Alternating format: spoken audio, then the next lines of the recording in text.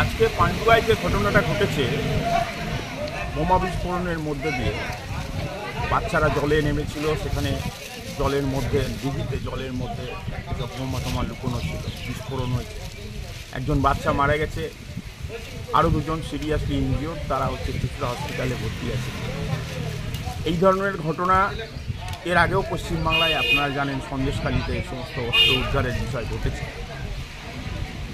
আমরা প্রশাসনের কাছে এবং নির্বাচন কমিশনের কাছে আমরা দাবি জানাচ্ছি যে অবিলম্বে এই সমস্ত বেআইনি অস্ত্র উদ্ধার, যেসব জায়গায় এই ধরনের বোমা বারুদ মজুত আছে সেগুলোকে উদ্ধার করা, এবং যারা এইসবের মধ্যে যুক্ত তাদের উপযুক্ত শাস্তির ব্যবস্থা করতে হবে। আর একই সঙ্গে এই সমস্ত ঘটনার মধ্যে দিয়ে সাধারণ ভোটারদের মধ্যে একটা আতঙ্কর পরিবেশ তৈরি হচ্ছে, ফলে সেই ভোটারদের মধ্যে কনফিডেন্স বিল্ড আপ করবার জন্য রুট মার্চ ইত্যাদির ব্যবস্থা করতে হবে। এটাই আমরা ইলেকশন কমিশনের কাছে দাবি